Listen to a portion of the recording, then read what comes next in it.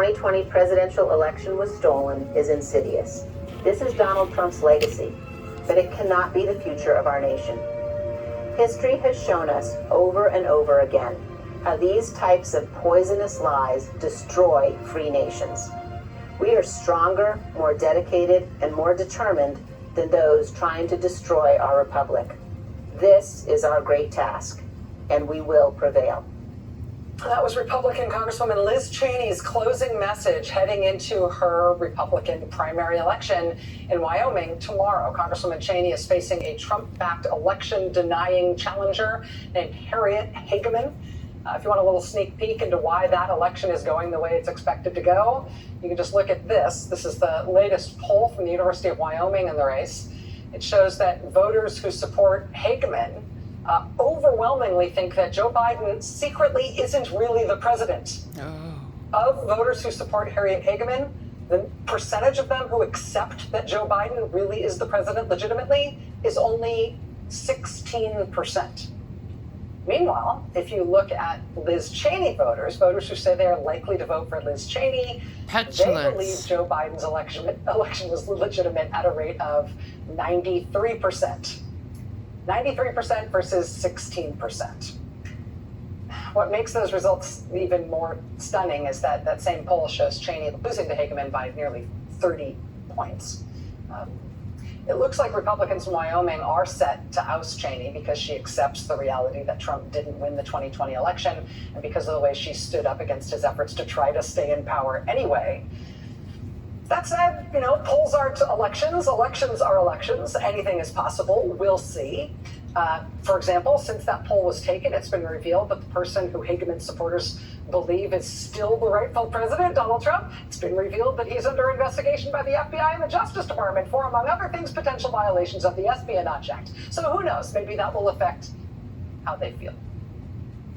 The results of that election are going to be a stunning development either way. Polls will close in that race at 9 p.m. Eastern time tomorrow. 9 p.m. Eastern. 9 p.m. Eastern, that's important because 9 p.m. Eastern tomorrow also happens to be the opening bell for the very first broadcast of a brand new show here on MSNBC called Alex Wagner Tonight. The host of that new show, Alex Wagner, joins us here now. It's happening! Feel the electricity. I'm talking to you from another dimension. I'm talking to you from the future. How do you feel? Thrilled, excited, terrified, in awe, I will say, Rachel, and I'm not saying this just because you're in front of me, we're doing live television, but I mean, it is. You've done an incredible thing with television and then the 9 o'clock hour, and I feel very deeply honored to be shepherding through the rest of the week, and I hope that we are able to conduct ourselves with the integrity and the rigor and the just deep thought that you have established in this hour, and it's such a privilege to share the week with you, and that's all I'll say without making myself cry, but anyway. We will never speak of A, thank you, B, we will never speak of this. Okay, all right. You are working, of course, especially in these early days, starting with the best staff in the business. The Rachel Maddow Show staff is epic. Yes. So do not break them. But I mean, it's taking over at this time. I feel like we are in this explosive moment in the news right now, right? Where, everybody, we're all under the microscope and everything gets all sorts of scrutiny and we get all the sort of criticism that we've ever had. But we also just have this incredible privilege and responsibility to cover this moment when America might stay a democracy and might not. Yeah, I think it's not an overstatement to say it's an open question whether the experiment works. Yeah. We've taken for granted that this form of government, this kind of democracy will always exist because that's all we've ever known as Americans, but it really feels like there is an existential threat.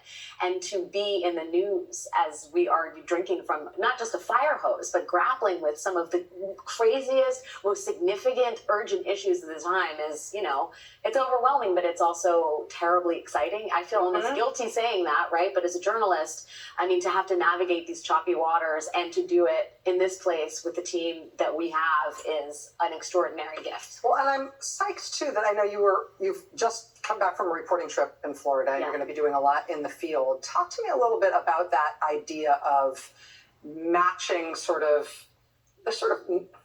national, I mean, it's kind of like a reading comprehension exercise to a certain extent, being on in prime time, right? Like, I have absorbed what's going on in the news, and here's what I think is important about it. But matching that with on-the-ground reporting and the shoe leather kind of work that you do. I hope to be able to do as much of it as time allows, but I think it's really important to get out of the studio. For me, I learned so much in my time on Showtime with the circus, talking to people and understanding the issues in a very human way. I mean, we talk in the abstract about things like critical race theory or originalism. And then when you see how that translates into actual school curricula, like in Florida, or how it affects people's daily lives, how they've internalized some strange arguments that are untethered to fact, or whether they're big advocates for pushing for the truth and having a positive effect on American democracy. I think you learn those lessons, you understand the issues in a really powerful, visceral way when you're talking to the people themselves and to the people who are at the center of these issues,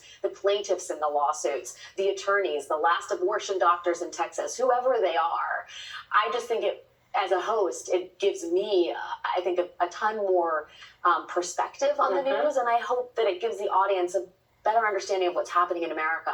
So much feels like this side versus that side, and the more that we can, I'm not saying make people feel better about each other, but understand the sort of humanity involved in all of this. Oh, yeah.